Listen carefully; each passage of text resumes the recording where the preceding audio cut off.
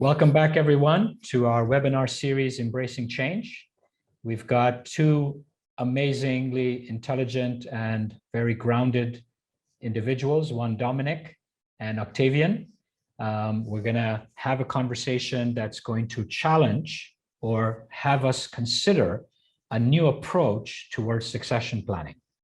And Octavian, who will begin by sharing a little bit about his own experience that he had in the succession planning and how, as from an engineer's perspective, the design thinking process by putting the human in the center could have helped him and his family through the succession plan. So Octavian, over to you. And just, introduce what happened, who you are, so that they have an idea of framing, and then let's have a party. Well, in our family, in the last succession we had in our family, my dad tried very well to align my half brother and myself, although the focus was always very strongly on what makes financially sense and what makes structurally sense from a lawyer's perspective. My dad having been a lawyer, that was pretty obvious. And we had discussions for about 5 years, which then totally broke off. So we couldn't agree because my father wanted to force the two of us to take over the business together, but none of us really wanted to, in all honesty. And we talked and we talked and we didn't get anywhere. And the whole succession was taken out of our hands a little bit because we had a crisis in our family business, which then sorted everything out by itself. In a good way or not a good way? In not a good way. Oh, sorry to hear that. So, well, financially, it turned out fine. Okay. Damages were minimized. It was a good result financially, but on the relationship side of the family, not so much. All of us don't really speak that much to each other anymore.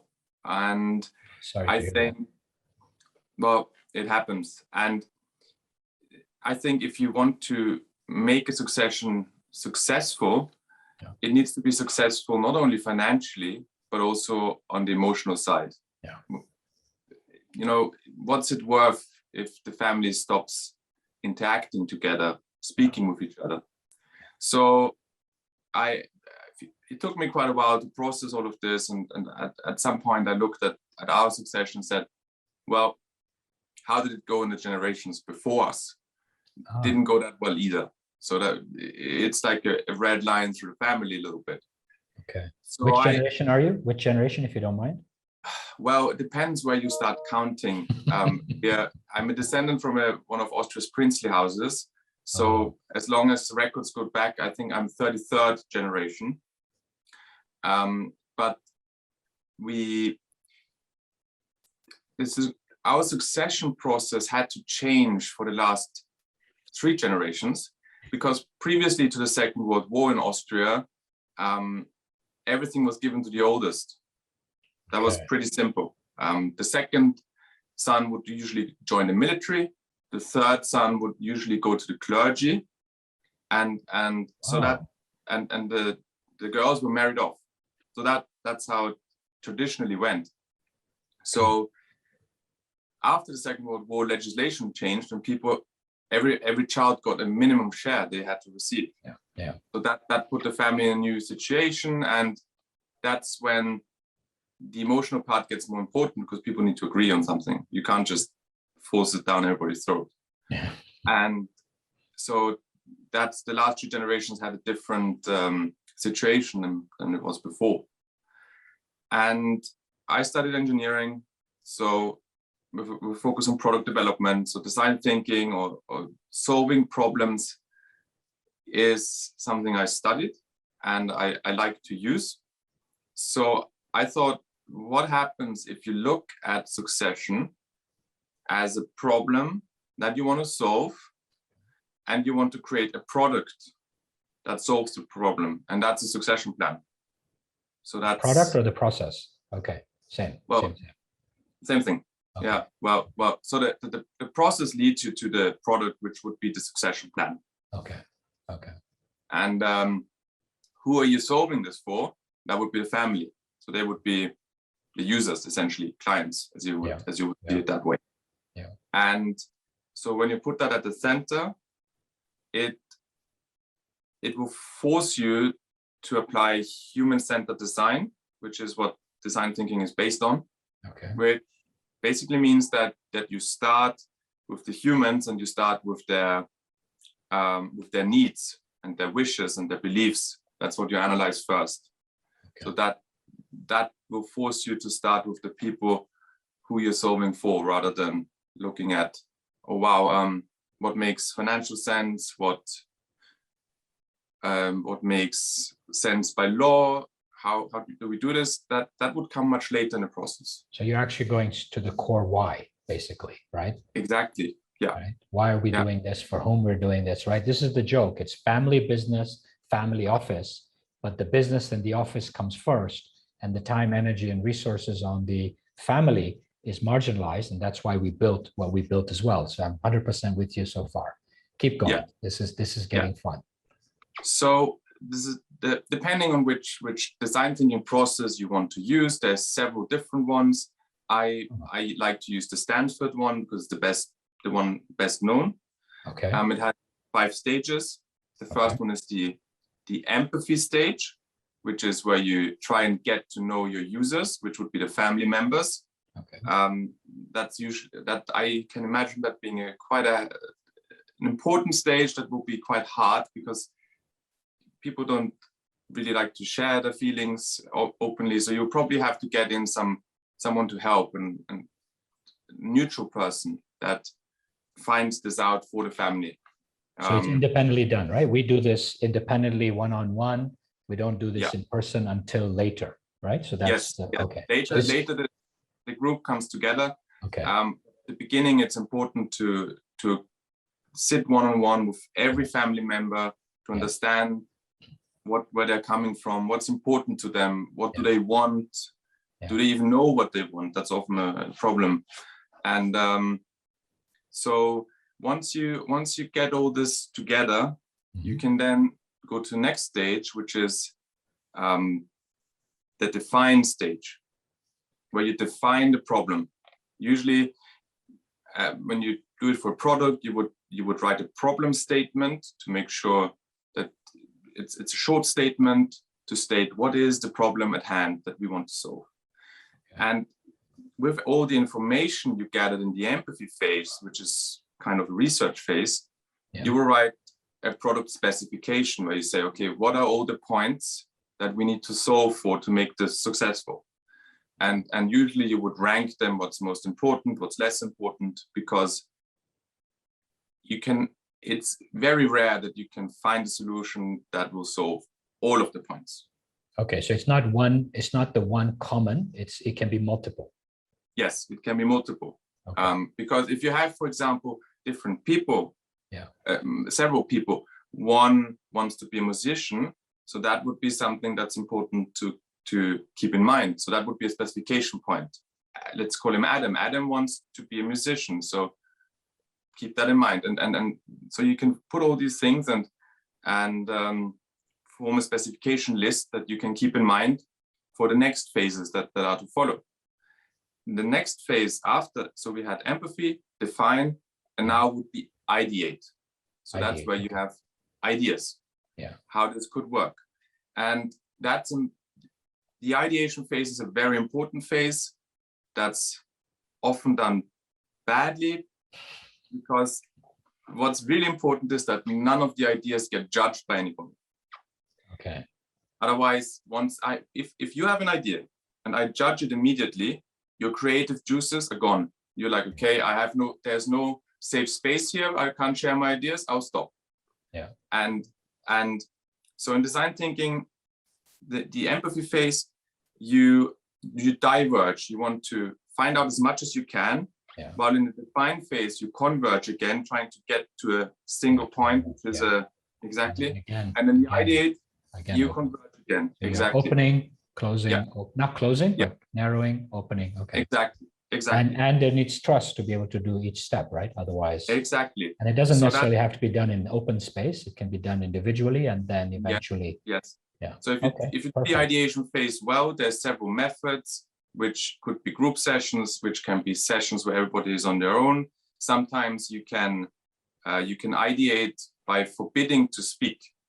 Then you call it brain writing, where people write the ideas down, sitting in the group, but people not being allowed to speak can mitigate some people judging, because they are not so quick to judge when they have to write it down. It's annoying. And influence is minimized, right? Because exactly. You don't know what the other is thinking or okay, perfect. And there's tons of different methods. So there's books on this. So you can see what works with the family and what doesn't. Okay. And after that, after the ideation phase, you have the prototype phase. So that's where you would usually go and say, okay, you take your specification, you look at the ideas and say, okay, what are the 3 best ideas that fulfill most of the specification points? And I want to look at in more detail. And that could be where lawyers, tax advisors, your CEO come in to see how it would work from an operational or more practical point of view. And the last stage is the test phase, where you then test your prototype. That's a bit more difficult to do in a succession planning sense, but you could, I think people are succession planning in a sense is a lifelong process. It starts when a member is born and it ends when never. So it never ends. and you should be prepared that if you make a succession plan, maybe 5 years down the road, something happens, you can change everything again. So it's a continual process. And I think you can test a lot of things. Say, you think your second oldest son is the best person to be CEO and he wants to do it. Let him try it before you die. While you're alive. And see how, and if it doesn't work, he can step down and someone else can give it a try. Or you can test the succession plan by role playing through it. You can test it by going to advisors, maybe not, advisor is the wrong word, but you have your home lawyer who helped you set it up. You take your plan, you give it to a different lawyer and say, what's wrong with this? So you can go to neutral advisors to say, okay, test this. Does it work? Where do you see problems? Things like that. So it's one prototype, just to be clear, it's one prototype, not multiple prototypes. Am I correct? Well, it depends. If you have 3 good ideas, you can make 3 prototypes and see which one, and in the testing, you can find out which one's the best. Okay, because you don't want to make it too complicated either. Okay, but there is an option. It doesn't have to be one. It doesn't have to be one. And what can happen with the design thinking process is it's an iterative process. So you might find out at the ideation stage, that you misinterpreted some of the things that were used in the empathy phase. So you need to go back, and that can happen. So you find out a lot of stuff on the way, and it's fine to say, okay, we missed something. Let's go back a step, go forward again. Okay. So, and that sums up the design thinking process for succession planning. Okay, but the thing is that, I would assume that, like in our case, we use a lot of very trained psychotherapists, life coaches, people who understand human development. They can understand what stage of life each one is coming in. They can look at, can look at from the reference point they're coming in, because otherwise this can get very messy. In your case, it was only 2 people plus your dad. It wasn't even a range of siblings or cousins. And so I assume that's because the people you're referring to, the CEO, the lawyer, the tax, these are not trained individuals on the human side. No, so in most families that I know personally, I would highly suggest you get in some trained professionals like therapists, mediators to help you through the more emotional parts. Most families, there's deep childhood traumas, there's that, and those are the things that are in the way of a successful succession. And what is a successful succession? I personally like the definition most, where you say a succession is successful when everybody is somewhat satisfied and the family still speaks to each other. No, I mean, this is the thing, right? So for us, before a family goes into the process of succession planning, we have a pathway that we create for the entire family that moves towards family harmony before any of those come in. So family harmony is part of the checklist of, there's a checklist that includes the shareholder agreement, the governance, the constitution. But the key one that's missing, and I was just explaining to Dominik, I'm going to the United States, that's missing in most structures is the family harmony piece, is what you're referring to, is that if that is aligned, like you just mentioned, the rest is a walk in the park. Yeah, exactly. So we're forcing the rest before we do this. And I love your methodology.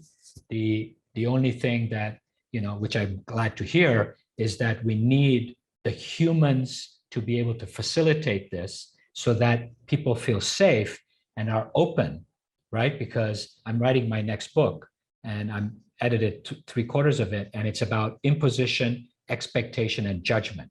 And you use the word judgment, right? Yeah. Even in your own personal case, your father was trying to impose on you and your brother to take over a business together, right? That's an imposition, right? It's an expectation. And that obviously overall ended up differently because of because of the business situation, nothing to do with the two bodies. So amazing, beautiful. Dominik, so as you hear this, what comes up and what do you feel? And I know you have a lot of experience in this space. What can you share with us in terms of taking this to I guess the human side or the neuroscience side? So this is interesting because what you're just saying is basically what we are having here is a wicked problem. So it's a complex dynamical system. Yes. It's a chaotic system, which is dependent and highly sensitive to the initial condition. Yes. And the initial condition of the system is actually responsible for things tipping into chaos at some point. Yes. And this can be a very slow process at the beginning and a very fast process at the end. So we're basically living on the edge of chaos anyway. And it's easy to tip into that kind of situation. And the initial condition is set here in the empathy phase. So this is where you actually, or the facilitator, has to create an environment of psychological safety, which is defined as people dare to speak up because they're not perceive it to be a social emotional risk to speak up. This is not only for the ideation phase or for all the other phases. It is fundamental to get the empathize phase right. And how do you do that? Active listening, non-judgmental listening. It's a social skill that we need to learn. And then show true empathy. Empathy is the most important part in that. And so when that is happening, you really can go into the other phases and go between empathize and define, which is also the way we do it actually in our brains when we are creative. So this means we switch between default mode network, divergent thinking, so daydreaming and exploring, and then coming back and being task focused on what we want to achieve. So this is actually what the brain does, and this has been taken into the room with the entire family, which I found very interesting. So ideation and execution. So the ideation is open, execution narrows. Ideation, okay. Well, in that case, it's the empathy between empathize and define. But yes, of course, execution again is a task focused. Yes. So it's a left brain activity, while the empathy phase, the default mode network, is rather a right brain activity. Yeah.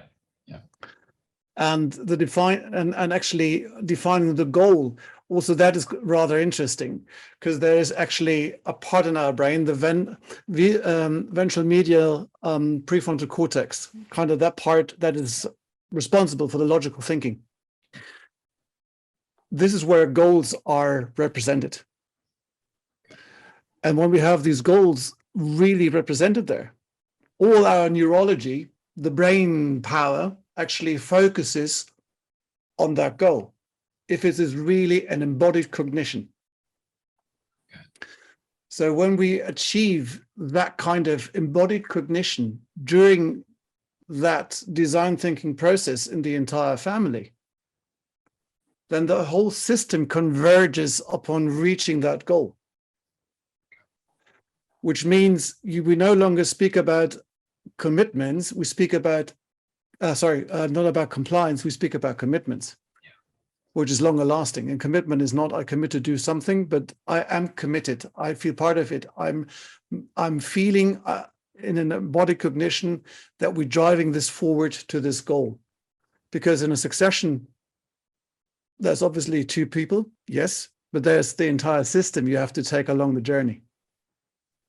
Otherwise, if you don't have the support from the entire system, the succession is likely to fail, with ripple effects for the entire environment, social environment of that family.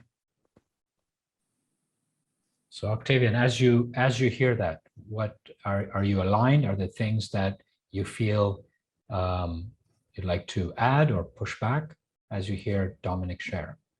Dominik and I, we've talked about this quite a lot already. So I fully agree with what he said so far. To what we discussed earlier and Dominik mentioned, a facilitator is really important in succession planning. Even if you don't take to follow the design thinking process, you just, discussions can get heated, people talk past each other, they don't listen. So you need a person with authority that sits in the middle, who is not part of the process, who has nothing to gain depending on what happens, to facilitate it. We tried to have someone facilitate, but it was very difficult to get our family to accept someone external. So we decided to try with a cousin of my father. That went not so well. So don't. Sorry for laughing, but that's family right. member or family friend. It's not a good idea. Yeah. And then sometimes what also helps is people with agency, I think is the right word to use. So it still works today. If I want to get a message across to my father and I have the feeling he isn't listening to me, I will speak to one of his good friends and say, can you please have a chat with him? I'm trying to get this across, it's not coming across. And then that sometimes works. So it it's not that easy sometimes. Yeah, so I have a question for you, and I'm going to challenge now what we're speaking about, right? And I think I'm aligned completely where Dominik is coming from, in the sense that, you're on the verge of chaos, right? But the verge of chaos occurs if we don't do the individual work. So for us, when we're creating the family harmony piece, I just got off the phone this afternoon at 1:30, which is a few hours ago, with the advisor, the key advisor of a family. And the reality is that we spend 8 months working with the individual. So 4 months is what we call the foundational work, which is a lot of what, Dominik, you're speaking about. It's a lot of the subconscious traumas that even you spoke about, Octavian, in terms of the misunderstandings, the assumptions, the told me so, etc. The second piece, we start to build the skill sets and the capacities that, again, you both spoke about, right? The active listening, the non-judgmental approach and all of that. And then only in the third phase, in the integration phase, do we start to have the combinations and permutations of the conversations. Okay, in your case, there was 3 people, am I correct? You, your stepbrother, and your father. So it would be combinations and permutations before even we get to the 3 of you, right? Now, in this space, we're looking at about 12 world-class experts that are doing their slice of the pie, right? And so if you went in with the most incredible facilitator, right, without having done the individual work, yourself and your brother, And if your father's on the table and your father, okay, if you refuse, at least the two of you, right? And I sit with families and I say, how would you like to convert the 40-foot container, the big containers and shipping, right, into an essential backpack? And they look at me and they say, is that even possible? And I said, yes. And they go, we'd like that. Because they know that 99% is noise. They just don't know how to rid themselves of the noise. They're carrying it on their shoulders and they're tired. It weighs them down every day. And so it's a freeing process. The first 4 months, especially, is an absolute freedom of feeling like a butterfly because you're letting go, right? And then next is the capacities that you spoke to, Dominik and Octavian, about, and then we play ball. So this is what, to be honest, I'm doing this now officially for 10 years, but for 17. And this has been my pushback to the process. And I agree 100% with you, right? For us, the empathy, we call it, looking at the values, the talents, and the aspirations of the individual and the collective family. And when we say talents, we're talking about inner genius. We're not talking about skill sets, right? So it's amazing to see that we're so aligned, even though you're coming from it from an engineer perspective. And that's what we've done. We've actually engineered a pathway and a process, right? Of course, it's bespoke because it depends on the number of people and what's happened in their lives. But at the end, there's a process. Even though I'm not an engineer, I was going to do industrial engineering, but I chose to go and get a business degree. But I love the way both of you are bringing this space up. The only thing that I think we need to is to who is going to help these individuals at the individual level and at the family level, right? And as you mentioned, you brought a cousin, or even if you bring a friend, that can be quite adventurous, to put it politely. Yes, Octavian? That's a good way to put it, yeah.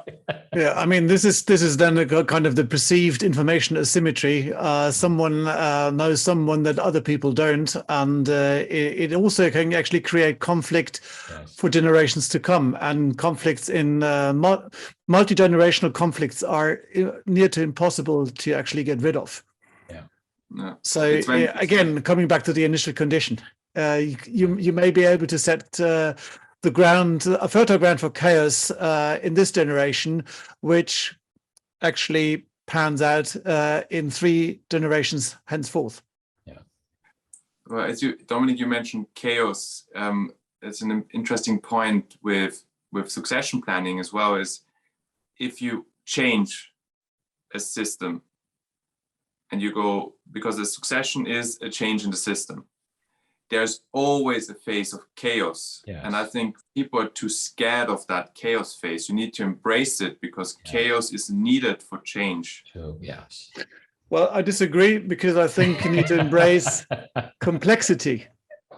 Well, and if you don't embrace the complexity and try to actually pound down on the complexity by linear measures, that tips our system into chaos. Yeah, you don't have to go into chaos, but you need to embrace complexity. Otherwise, you will face chaos. I think you're speaking about the caterpillar turning into a butterfly, that phase of, the death and the rebirth. Am I correct, Octavian? I think that's what you're referring to.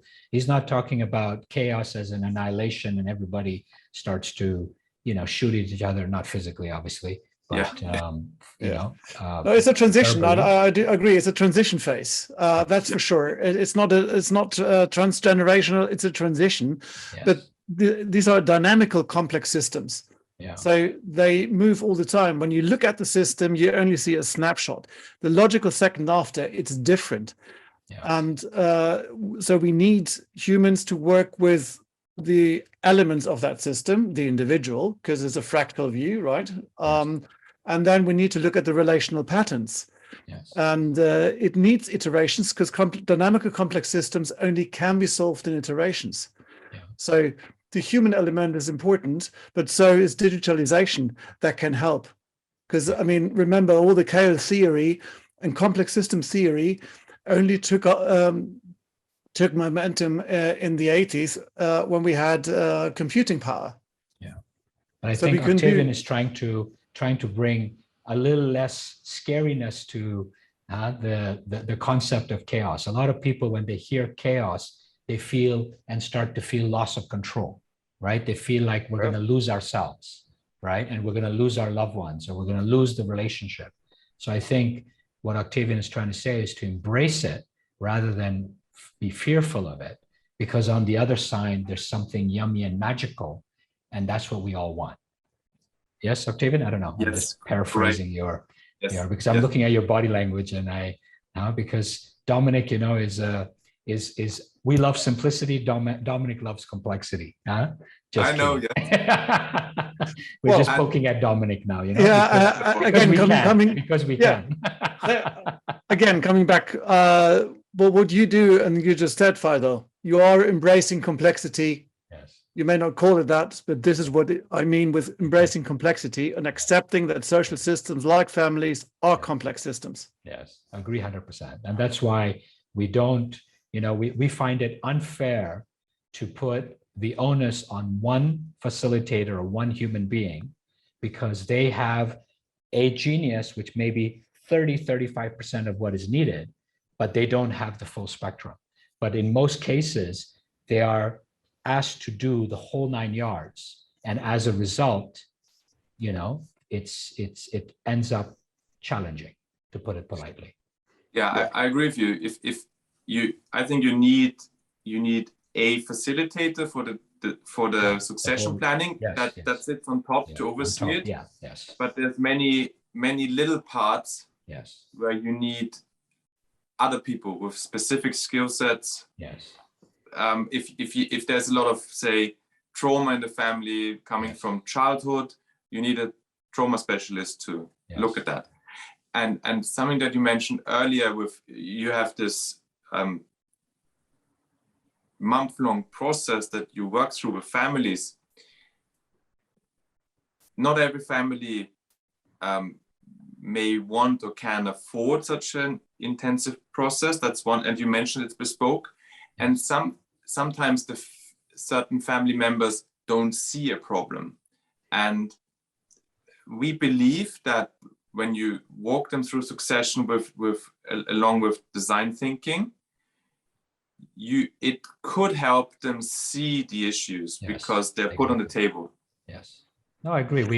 We call it a well-being head, not a facilitator, the overall. And I agree with you that some will push back, that we're okay, we don't need that. But at the end of the day, a few conversations, like you spoke about on the empathy side, we call it onboarding. So it's just a conversation to begin the process. And in that process, there's an unearthing of a lot of truths that they know deep down, but have never been addressed or brought forth.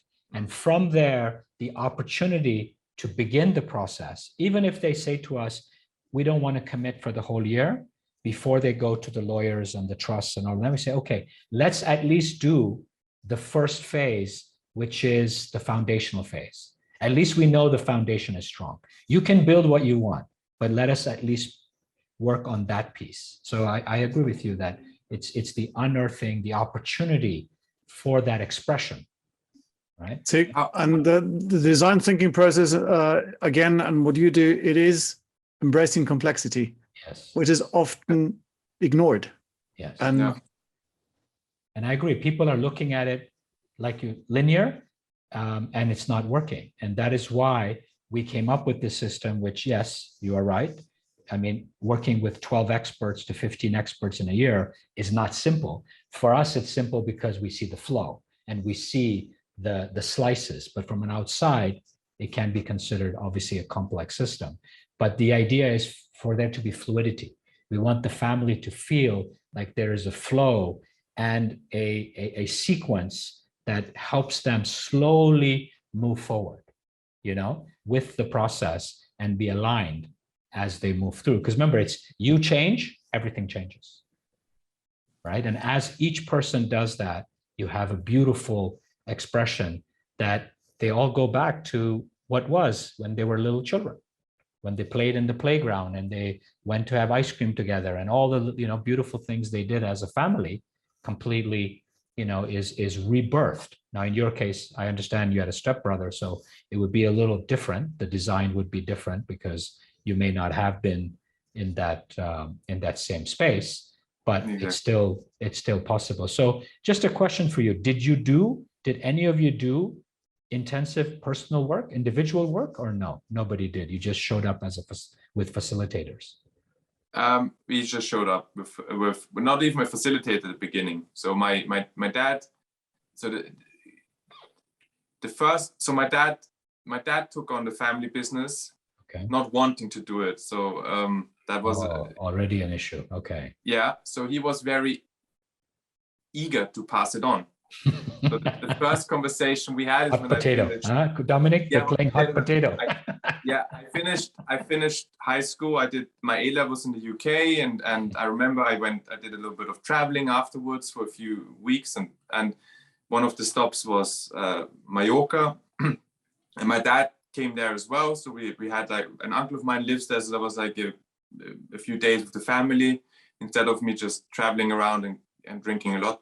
And and I remember after dinner, my dad ordered a bottle of grappa, and he said, "Okay, we need to celebrate." And everybody was like, "Okay, what's going on?" And he's like, "Well, Octavian, you're now a grown man. You finished your school, and it's time to pass on the family business." And I just sat there and I was like, "No." and the whole dinner blew up. Everybody in the family was like, "Are you mad? He's 18." And so. Okay, so they defended you. It wasn't like they were aligned with your father. Okay, that's good news. So we agreed that I finished my university. Okay. Which I was about to start first, and then we passed on the family business. And I was like, well, I nowadays when I look back at my studies, I wonder why I wasn't very fast in doing my university. And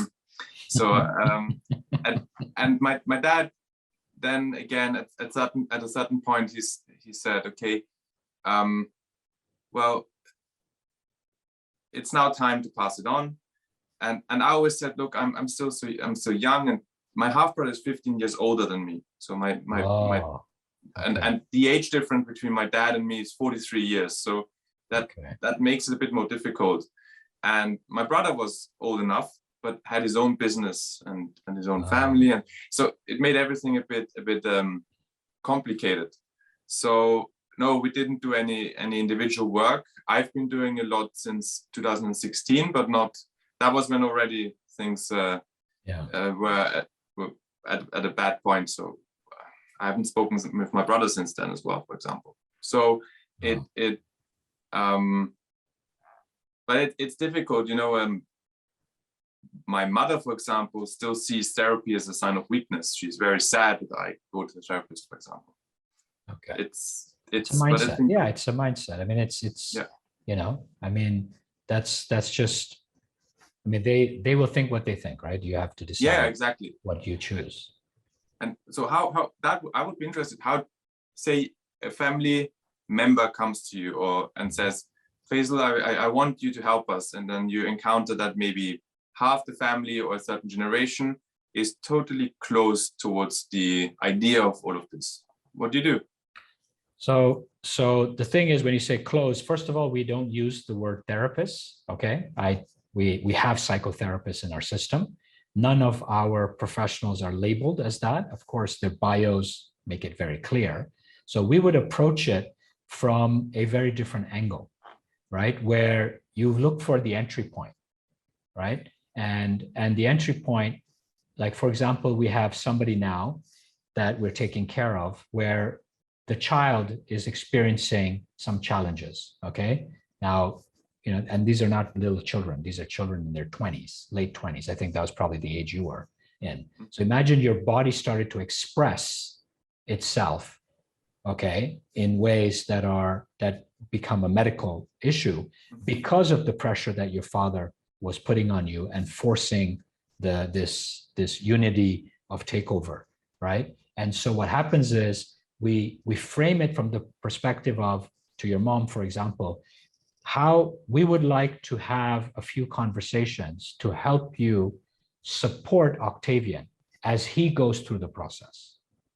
And once they begin the waterfall breaks.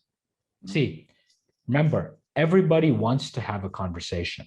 They don't know how to, right? So I was just yesterday on a panel on communication for succession planning. Okay, so it was 3 lawyers and myself. Okay, so you can imagine a very different approach, the 3 lawyers and myself. One of them was an arbitrator, so at least that was a little more dispute specialist. So she was a little more on the human side than the other 2. And at the end of the day, they asked the same question. And I said, my first talk, right, in the family office space was actually a talk on death. And then I actually ran a death workshop. Now remember, this is Hong Kong. In Asia, Chinese don't even write their wills because it introduces death. So forget talking about death. But what happened? It was received incredibly, not because it's me, but because the topic is what they want to talk about. They just don't know how and with whom. The workshop, 85%, I limited to 25 people, 22 were Chinese from late 20s to 70s. And we actually ran out of time. And when I say ran out of time, it's 2 hours and 15 minutes. So it's not like it's a 5-minute conversation. We're sitting in a circle, and Dominik knows energetically what that means. We're speaking about death of loved ones, near-death experience, and perception of death. And there were lots of tears, lots of sharing, right, within this space. And we've done, workshops for EO, workshops for YPO. I've done a lot of talks on this topic. And this is death. This is not even succession, right? So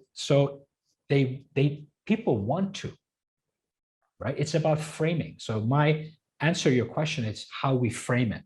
So we have a gentleman today whose son we're taking care of, and the parents are kind of standoffish.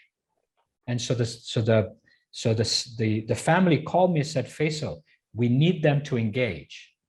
And the framing is how we would like your guidance and your support to be able to support your son move through this process. Can we please talk? And that's the opening. Go ahead, Dominik. So framing is one thing, but I would also think that in that case, you also need to provide a safe space. Yeah. Oh, but we have, look, we have an army of, look, we have 25 experts that are trained. I'm just the founder, okay? But we have, we just have a gentleman, I can tell you, we just onboarded who was for 2 years unwilling to get any support. And he was courageous enough to get on a call with our well-being head yesterday. And it's a go. And the family's in shock because he had never experienced what you spoke about, the safe space, right? He had never felt it with whoever else he was speaking to. And yesterday he felt it, and it's a go. And the family is ecstatic that this individual finally is going to get help. So it wasn't about, and of course, Dominik, you and I both know in Octavian, it's about timing. It's about, it is when they're ready, right? And the opportunity shows up when it's time. So coming back, Octavian, so that would be, framing and like Dominik said, safe space. What else is coming up as we share? Dominik, any other pieces that you feel that we've not touched on in this process? I love this. I love the structure, because, we're business guys, right? So, but remember, there's structure and then there's spontaneity, right? So we need to have the structure to be able to create the splash, right? So do you, how many have people been through this system that you're referring to, or is this an idea at this moment? It's an idea. Okay. If anybody who listens to this wants to give it a go, message me. I'm looking for guinea pigs, let's call it. No, but I agree fully with it. I think that, the steps are there. It's obviously tried and tested. I was with the manufacturer yesterday and I saw the steps on the board, what you spoke about. In this case, there were 6. So I don't know, maybe you said 5. So I don't know what there's different defined processes. So okay, because it was also design thinking. It was the same thing, but on a wall. Yeah. There's like, that's what I said. The one I described was the Stanford design thinking process. Okay. You have the the double diamond, which has 4 stages, which is the British Design Council. So, Okay. and there is a 6-step process. I forgot what the name is. Okay, so that's what he was using yesterday in the factory I went to. Okay. Okay. So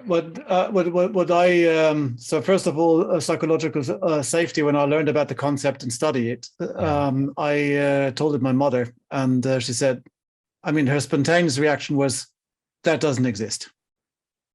She never had experienced that. Ah, okay. She never tasted it. She never experienced it.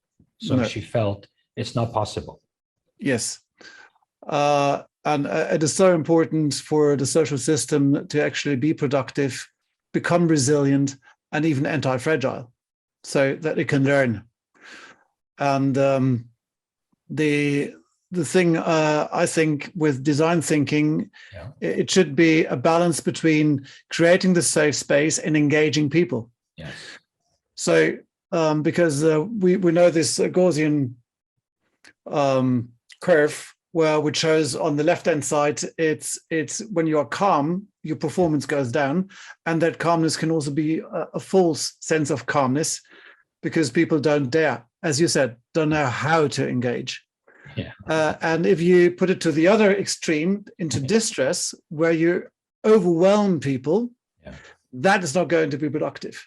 Yeah. So I think with the whole process, what we need to do is to keep every individual and the system into the eustress phase, where the performance of any individual and the entire team is the highest. This is where collective intelligence can be generated, or as Robert Dilts, the NLP master, calls it, generative collaboration, so that 1 and 1 makes more than 3.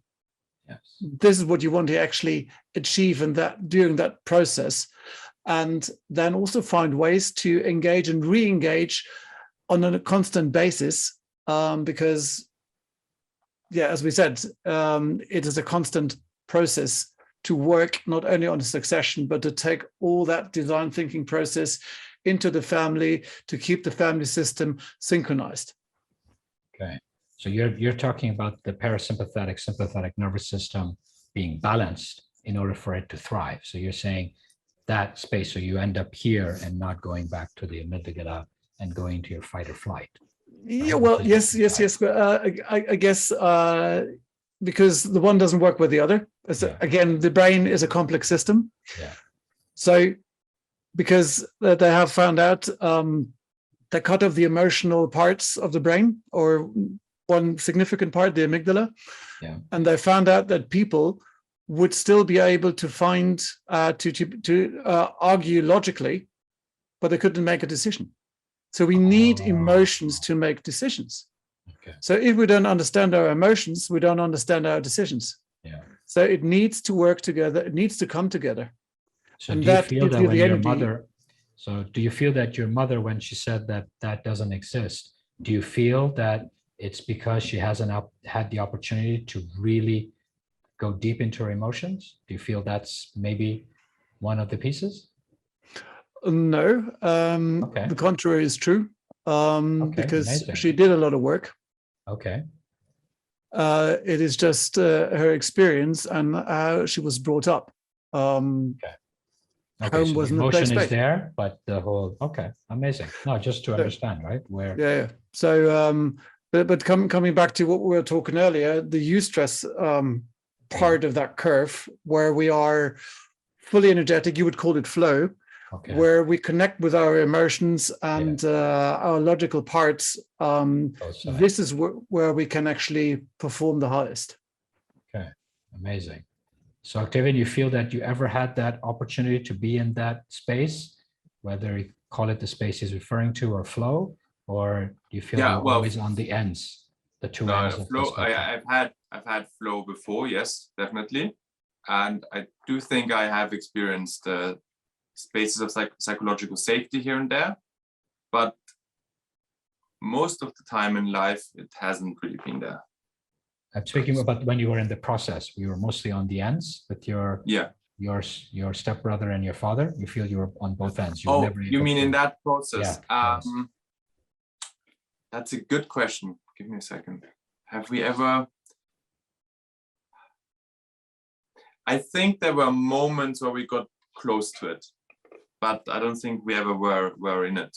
Because obviously, there would have been a lot of work my father and my half brother would have had to do with each other as well, or individually. Okay.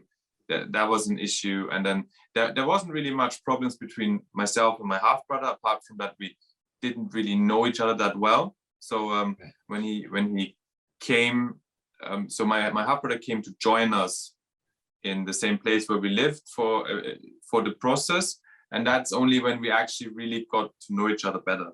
Up to that point, I would have seen him 1 week a year, maybe. That's about as much time. So one thing where we bonded, which I still find quite funny and interesting, is we did a lot of gaming together online. Okay. Post or during? Post or during? Before and during as well. Oh, that's fun. So afterwards, as I said, we don't have our relationship has broken off. Something I would like to repair, but we'll see whenever everybody is ready for that. And I wanted to mention one thing is also what I would like to just say is with succession as well. It's essentially a negotiation between people. You have something to cut up between people, let's call it. And people always see that the pie is a certain size and everybody gets a piece. And a lot of people often very much in the win-lose mindset.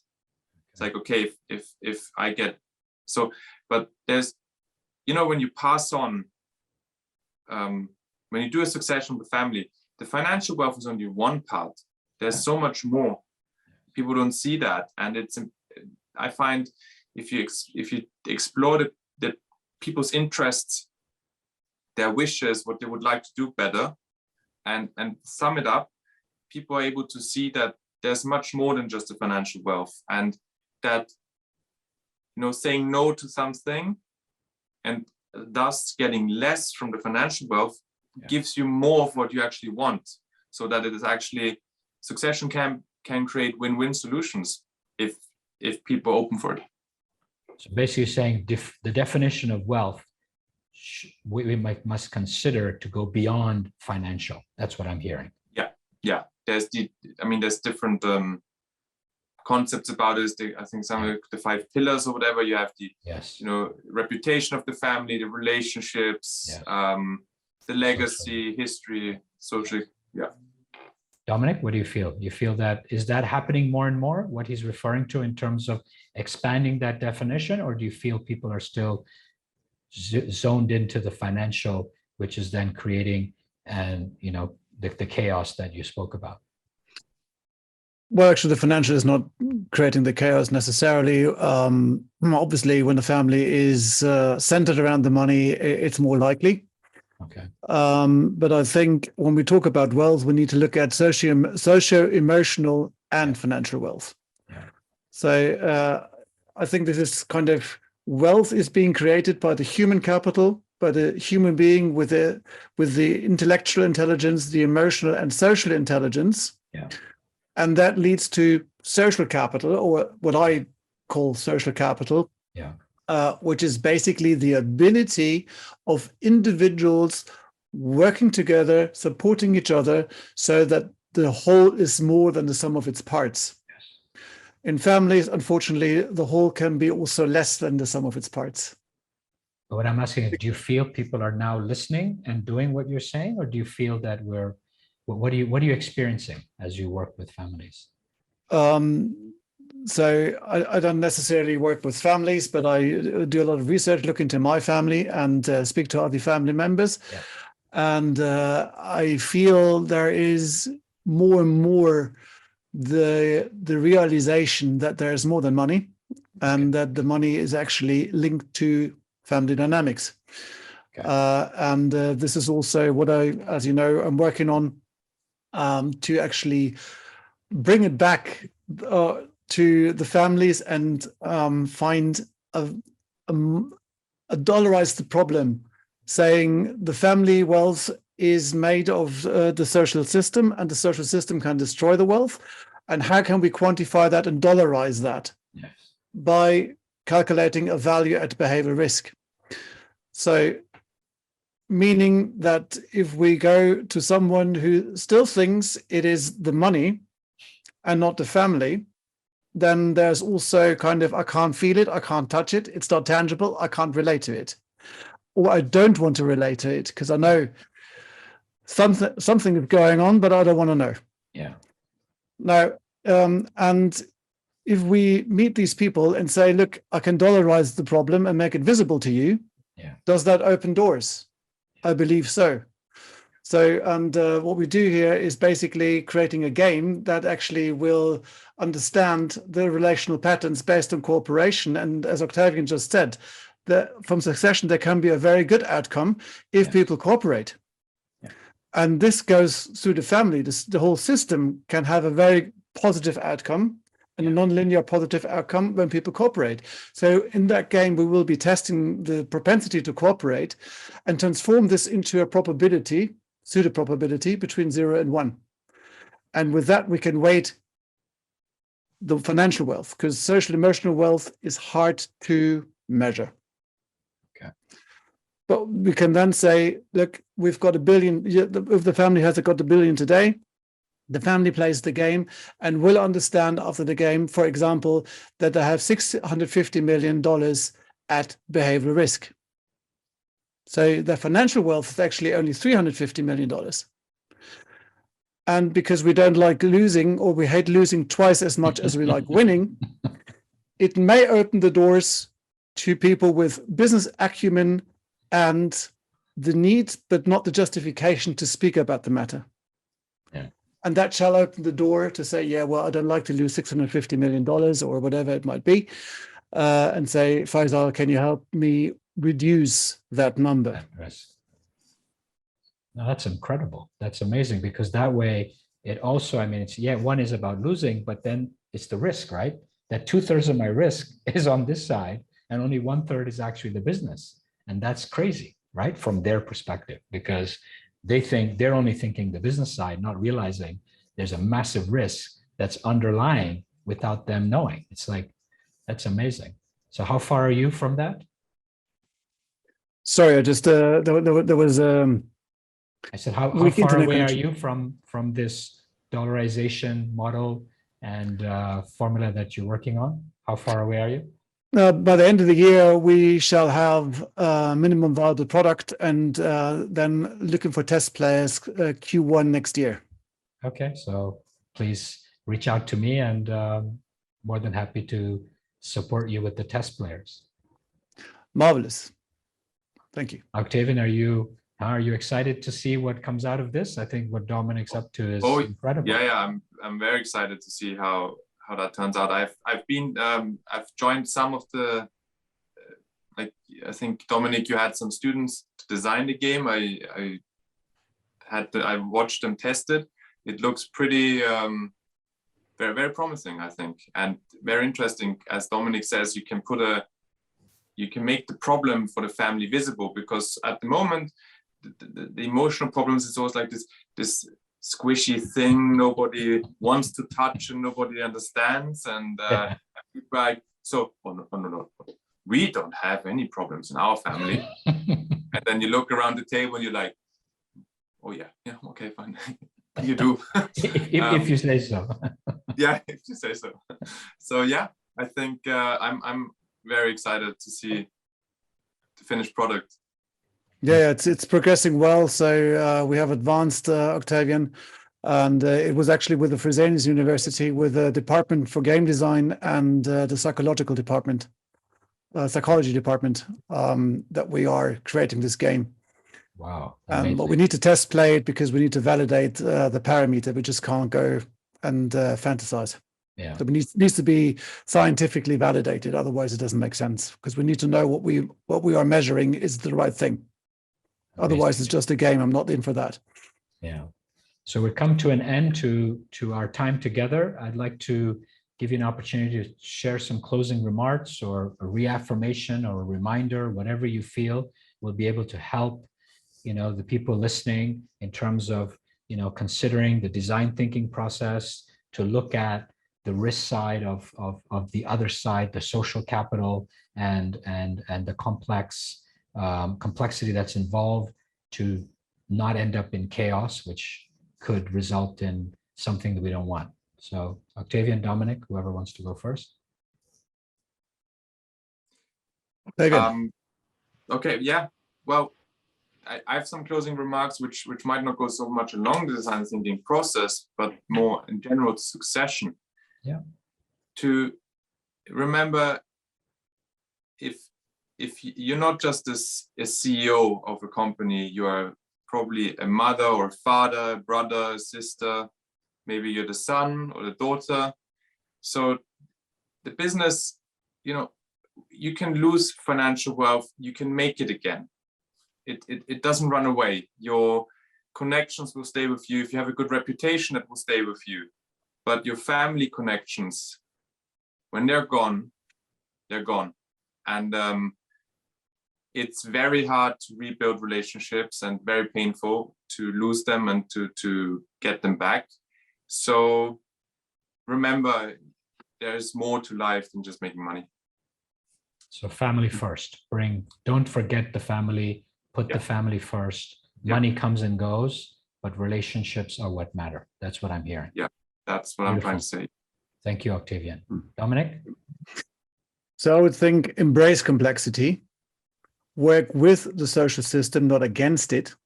Okay. And think of that butterfly that flaps its wings in New York and create a hurricane in Hong Kong. Because I think family systems are very prone to these kind of earthquake dynamics. Yeah. And it just takes one flap, and before you know it, things get very rocky. Yep, because suddenly people are in the courtyard with a machine gun. Yeah. Figuratively speaking, I hope. Yes, right, of course. Yes. But, it costs a lot of social emotional wealth and eventually financial wealth. Yes. All right. Thank you very much, Dominik. Thank you, Octavian, for taking the time and sharing. I love what I heard, and I'm sure people will be taking home this different approach, which I think is very logical, makes sense. But again, that opening, closing, the safe space, the complexity of it all, not underplaying the complexity, but embracing it, like you said, Dominik, to really, because from there we can build the anti-fragility, the resilience and all the pieces that will help us move through. And most importantly, Octavian, I love it. Family first. I agree 150% with you, right? That, at the end of the day, at what cost? Is it worth it? So again, thank you very much, both of you, for taking the time to be with us today.